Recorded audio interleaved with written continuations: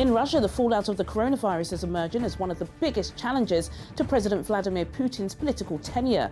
The country has reported the largest number of new daily cases of the coronavirus in Europe, with the total number of infections now exceeding 150,000 and deaths of well over 1,500.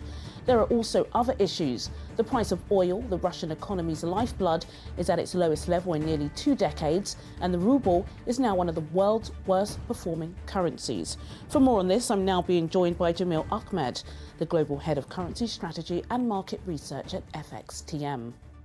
Jamil, as always, thanks so much for joining me on the show. Vladimir Putin, he's facing his biggest crisis in probably 2 decades. How do you think it's going? How's the economy embracing COVID-19? And more importantly, what about the ruble?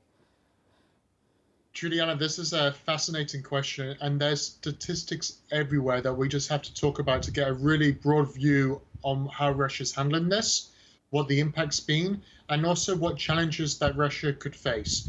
So generally, Russia saw the coronavirus outbreak far later than Europe and the rest of the world, but it's had a severe increase in cases in recent weeks. And actually today, it stands top 7 worldwide with over 165,000 cases within Russia itself. But what's really bizarre about this, and of course it's a good thing, but the number of fatalities that have been reported in Russia against the number of cases that the country's seen is very bizarrely low.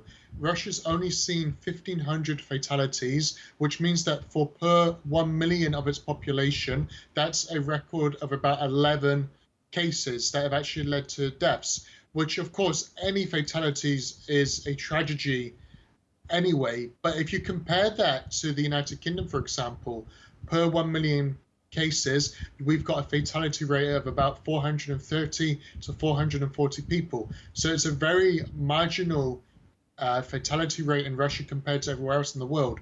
And the ruble has been whacked throughout 2020, not just because of the coronavirus, but global market uncertainty.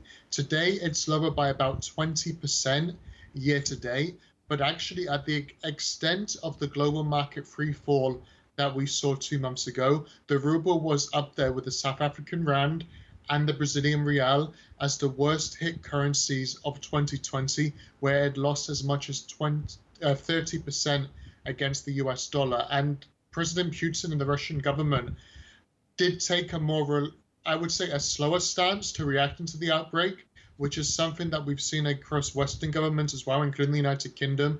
And there's been a lot of criticism from the World Health Organization for how slow the world has been to react to the coronavirus. With exception to Africa, actually, they've been much better at dealing with this, it does seem, at this stage. But because of how slow the response has been and the lack of response, the unfortunate news is that Forbes Russia are reporting that Putin's approval rating has fallen to its lowest levels in 14 years. So there's challenges across the board here.